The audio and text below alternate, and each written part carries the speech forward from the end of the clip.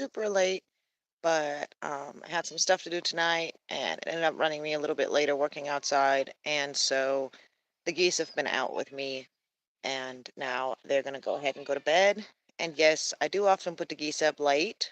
In the evenings, we're often outside late, so it's not that they're unsupervised, and they usually stay near us. You'll see this in a minute. I'm about to go ahead and get them locked up. And when I do, you'll see kind of where they hang out. We also have this really big security light that keeps a huge part of our yard, our front yard, and everything illuminated, which keeps them safer. And they always stay underneath it or where the floodlights are. So I'm going to go ahead and take you guys over to the geese now and let you guys see them.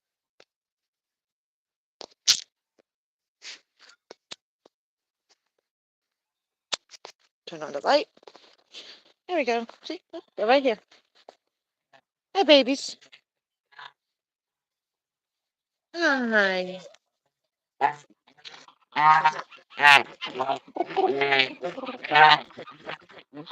Oh, gosh, bring the nums. Come, Bert. Come on. Come on, babies. Come get your num-nums. Come on, guys. Come on. Come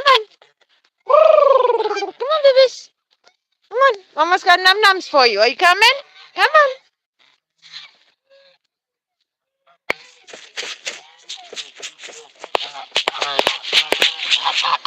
Yes, what love evening snack.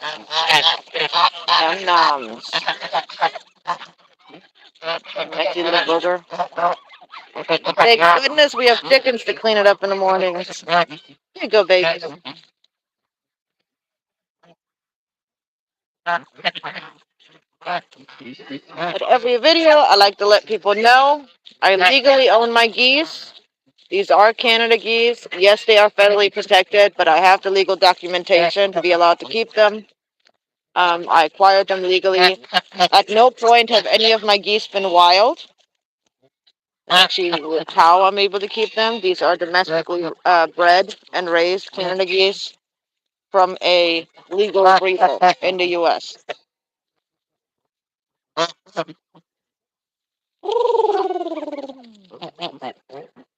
Eating so quick, huh, Bert? Pretty Bird right here is my hybrid. This one right here, the one that's nipping at everybody. That's Layla, our American buff. She is a heritage breed. She is a domestic breed, meaning that she's basically a common. It's a breed that's often seen at farms, and they're often raised for either for breeding purposes to sell the goslings, or they're raised for meat. Um, Generally, you don't keep geese for just eggs, like to eat eggs.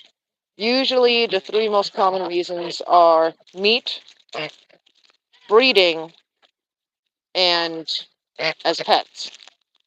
For me, it's two of the three. I do not keep my geese as for meat. None of my geese are meat birds. This right here is Littlefoot. You can see she's much smaller than the other ones. And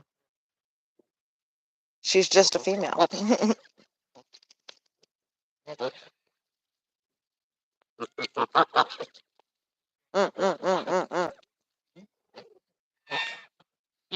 And as y'all can see, Canada geese are not always evil.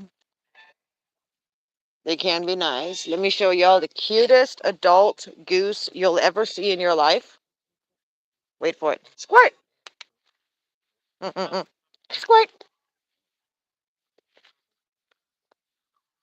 Hey, Squirt! Squirt! Can you turn around? Look, that's a regular goose. That's Squirt. She is an adult goose. She is over 2 years old. And she is called a cackling goose. She actually looks almost like a miniature. She basically, no, like literally, not almost. She literally looks like a miniature version of the Canada geese, but she's actually a cackling goose. And she is the smallest of the subspecies of the Canada geese.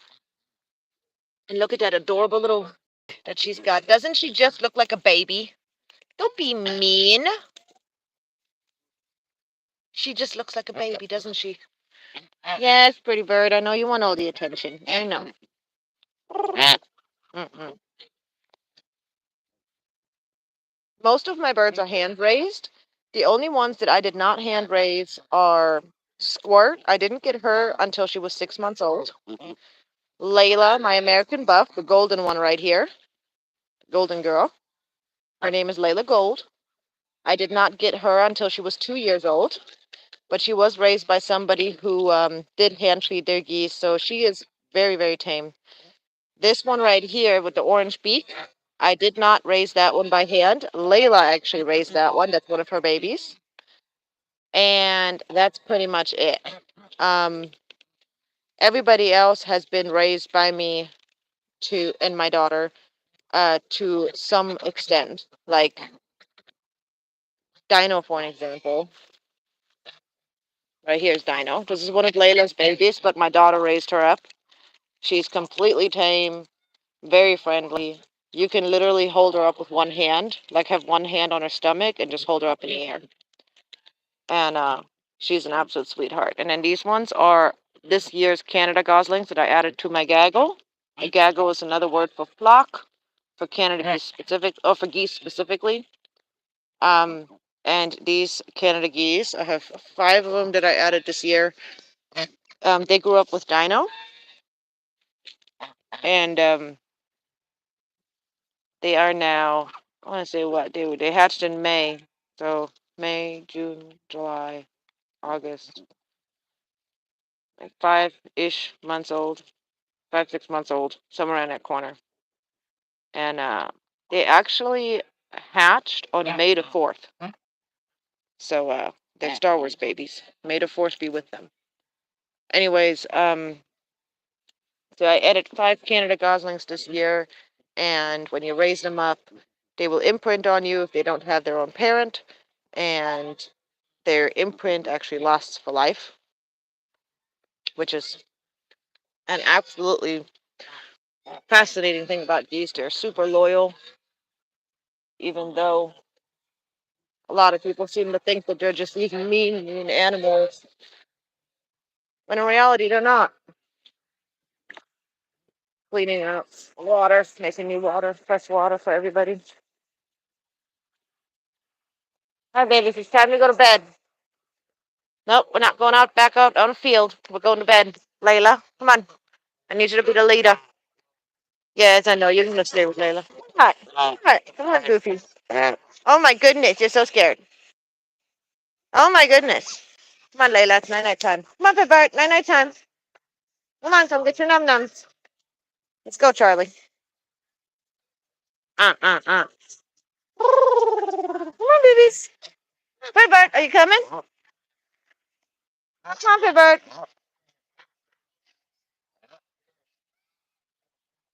Come on, Pipart.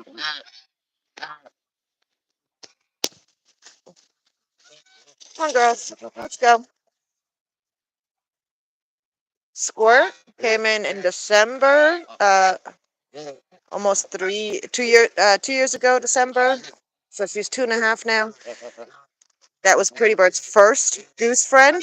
And then Charlie and Blue, these two larger Canada geese, they came in that following spring as goslings. Um, they had an experience that I believe somewhat traumatized them, and they did not really bond as tightly with me, the human raising them. These guys I raised by hand, they didn't have anything like that. Now here's the thing about geese is even if you hand raise them, especially Canada geese, y'all gotta keep in mind they still have their wild instincts. And one of the things I like to use to describe Canada geese or geese in general is that they are loyal like a dog. When you hand raise them and you actually spend the amount of time with them that you need to do to properly have a bond with them, they're loyal like a dog and moody like a cat. And that's really simplifying it here, okay? But it's just an example, like a way of kind of explaining it simply that I like to use. Because their imprint actually lasts for life. They will forever recognize whoever they imprinted on as a baby to be their parent. But you can see everybody else is still in there. Let's go, guys. Let's go night-night. And Canada geese will actually stay with their parents for their entire first year of their life. So technically, they remain goslings for almost 2 years. They actually do not become mature for mating until they're at least 2 years old, sometimes even older than that, sometimes even all the way up until they're 3. And a female can even take until she's 4 to choose to start mating. Their lifespan is actually pretty long. Let's go. Very nighttime. Come on, babies.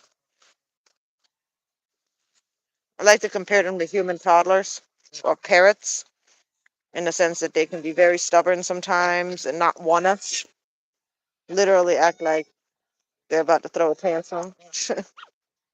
Hi, little foot. Hi, little foot. Hi, baby. How you doing, Spike? You alright, buddy? Hey, mamas. Hey, mamas. Yeah. Mm-mm.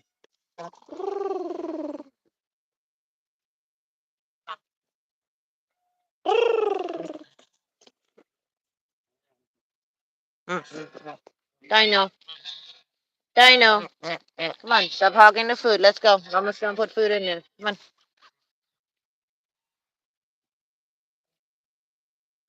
Come on, let's go in. Mama's coming in too. 'Cause I forgot to put the food and the water up for Squirt and for everybody else. Come on. Yep. Mama's ducking underneath. Hello.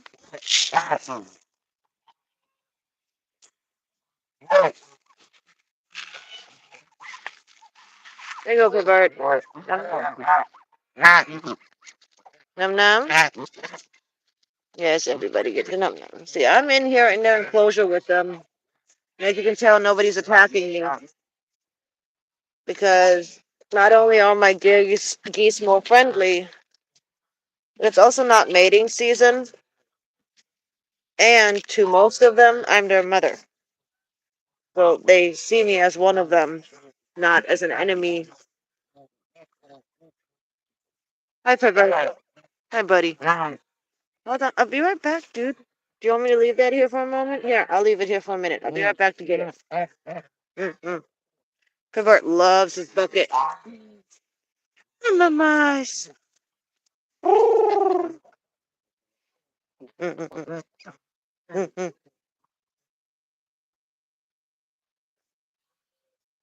See, they don't always want to be pet either. Sometimes they want to interact, sometimes they don't. And if you force them, you'll ruin your relationship with them. So, and there's, of course, different kinds of levels of forcing, like, like stealing a little kiss or something, or a little pat, or a little, petting isn't going to ruin anything. But I'm talking about, like, full on restraining them and stuff, like when they really don't want to, that can become a problem.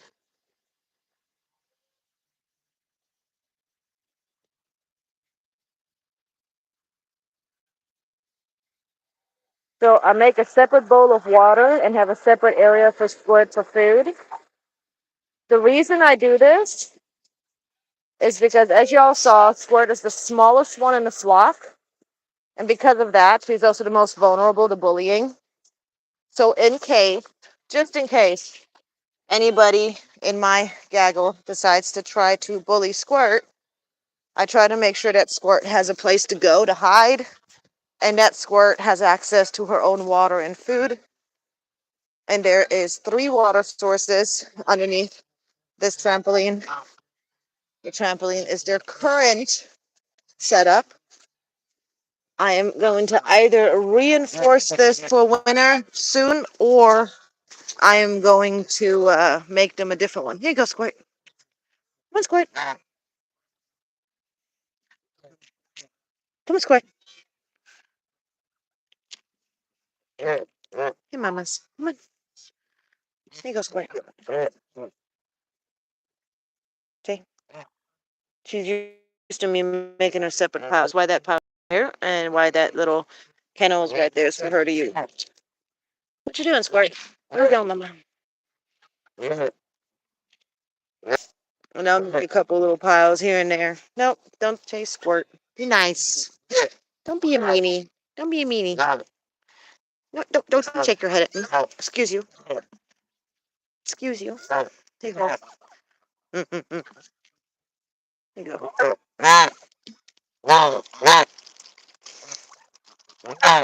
That's some good stuff, Petrie? Yeah. All of my newer geese, well, all of my newer Canada geese, including Dino right here, are named after dinosaurs. So Blue and Charlie from Jurassic World. And then we have everybody else is named after A Land Before Time. Littlefoot, Petrie, Spike, Sarah, and wow, the name escaped me. What am I doing? Littlefoot, Petrie, Spike, Sarah. Decky, Herp.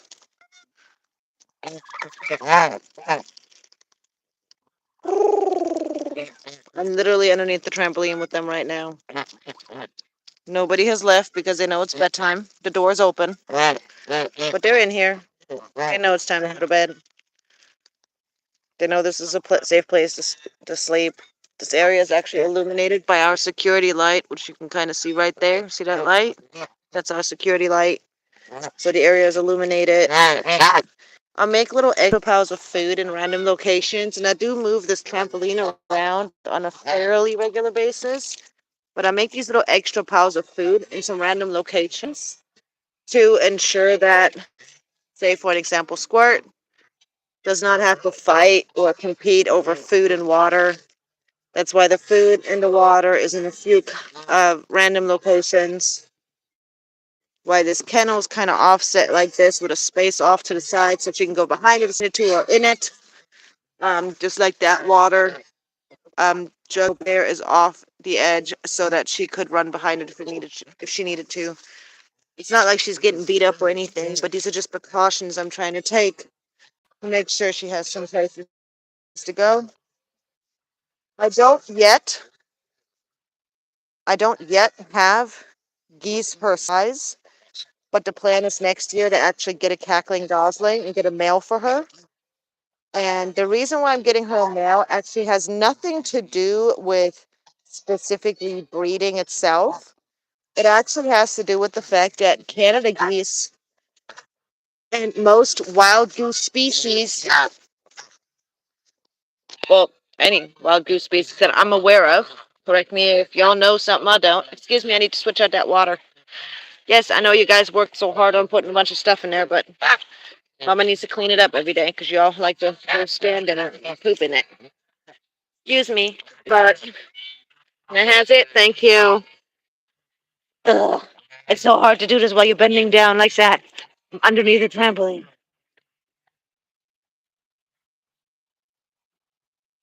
All right, so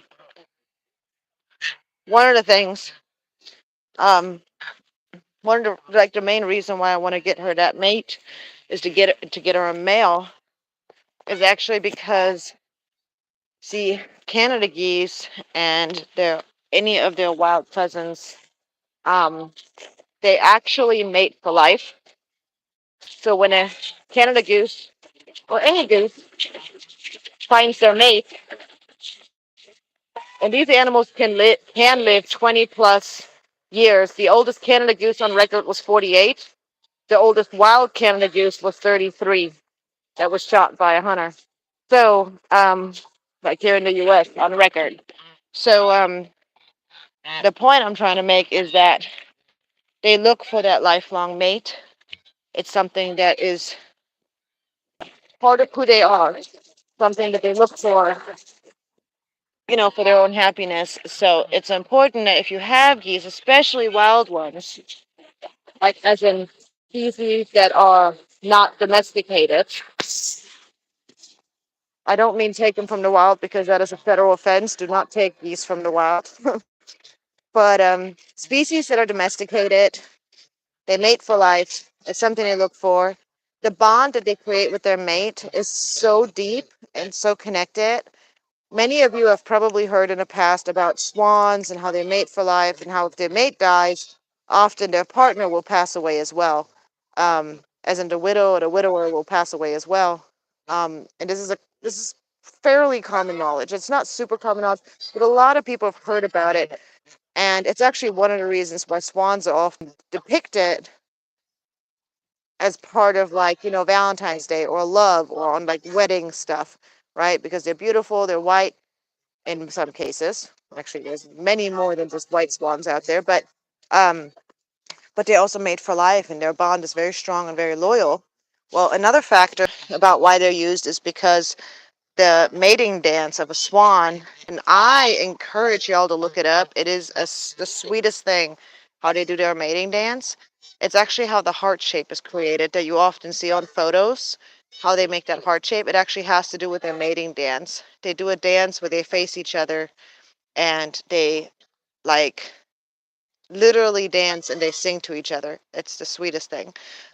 See, now Canada geese, much like swans, have their own dance that they do, where they will present themselves as a potential mate to the other goose or the gander. Usually it's the gander trying to gain the goose's attention. And if she accepts him, they then mate for life. They raise their babies together. And if something happens to him or to her, the other one, if they have babies at that time, will stay alive to care for the young and raise the young. But in many cases, not all cases, but in many cases, if they've been together for a very long time and they're older and their mate passes away, they actually follow their mate. They always mourn, like they mourn their mate passing away, even if it wasn't a very long mating. And it can be a very short mourning time, and it can go as far as taking months for them to get over this loss. And they can mourn for very long periods of times. And this has been on record. This has been documented. This is not something I'm like pulling out of my behind or something. This is a fact. But sadly, if they sometimes the mourning becomes so severe and they struggle so much with the loss. Come on, watch out, babies. Sometimes they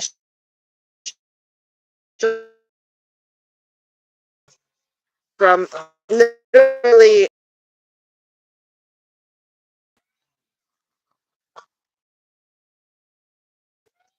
night squirt. You are.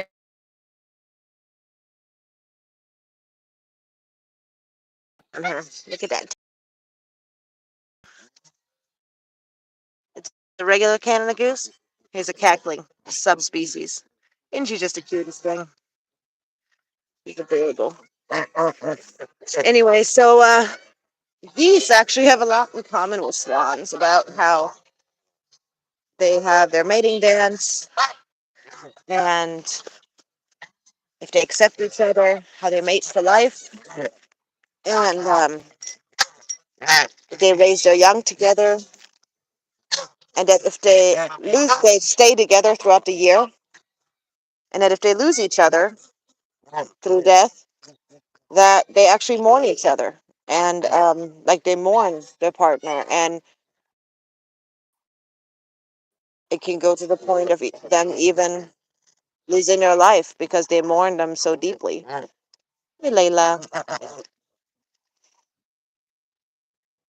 The reason I'm sharing this information with you guys is because a lot of people believe that these animals, these geese with the white patch on their cheek, are just these evil, mean animals that are so aggressive and so mean, when in reality what's really going on is that in most cases, most of the time when a Canada goose attacks, it is solely because it's mating season. They have a nesting spot nearby that you can't see, or maybe you do see it, or they have goslings with their mate nearby, or they're protecting their mate and they're making sure that their mate knows that they will do anything they can to keep them safe. And they have their own reasons for doing what they do. They're not maliciously attacking you because they're evil. If they're attacking you, they're doing so because they genuinely, from their perspective, have a very good reason and they feel threatened. or they feel that their nest is threatened, or they feel that their goslings or their mate is threatened. And geese will actually give you a good amount of body language signs to show you that something is not right, that something is wrong, that they either fear you, or that they are angry with you, or that they're threatening you. They will actually give you these signs most, like 99% of the time. There are signs that this goose is going to be attacking you if you do not get away from them, or get away from their mate or their young. The thing is, a lot of people will allow their children, small children who don't know better, to approach these geese because they just assume, because it's like a little duck or a goose or whatever, that these animals are not dangerous. And it's very much wrong to ever let your child approach a wild animal, in my opinion. I am a mother myself. Excuse me. I am a mother myself, and I do not believe that it is a good idea ever, regardless of how much you know about the animal, to let your child approach a wild animal that you do not know. Um, there is a huge risk in letting your child do that, and I would never recommend that someone does it. Unless I'm letting you out.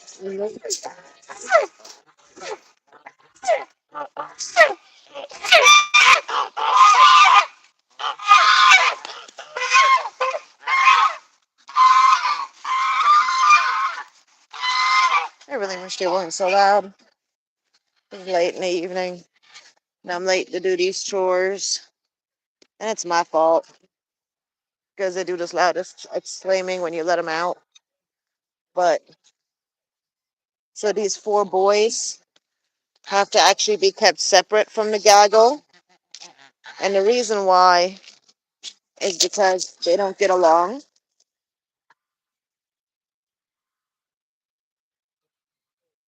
with the main gander, my hybrid. They don't get along with him, and because of that, and because they two of them tend to fight as a team, and then the other two are actually Layla's babies, and they started attempting to mate their mother. As they became mature, they're domesticated geese, they're domestic geese, so they're farm geese, and this is an issue that is sometimes or most commonly found with animals who've been domesticated, where they kind of don't seem to care as much about who they are with. Love the one you're with kind of mindset. And of course, that's not a good idea. And I don't like that the chickens are making noise, so I'm going to go check on them because they don't usually make this noise. I'm going to let out some steam. Go check on the chickens, make sure they're good.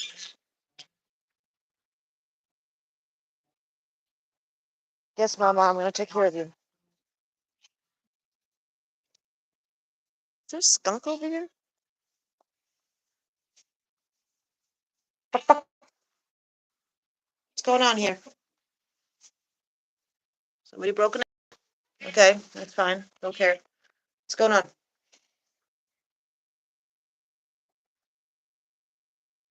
Clean this thing again. No, my coop's a mess right now. I need to clean it out. Where's our food? Hey, hey. Oh, I see. There you go. There's a leftover piece from an egg that somebody's eating. I need to get them some more calcium. All right, they're fine.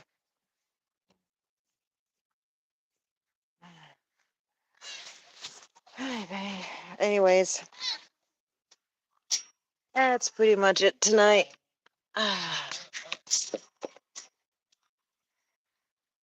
Now, I gotta grab this kitty some food and water.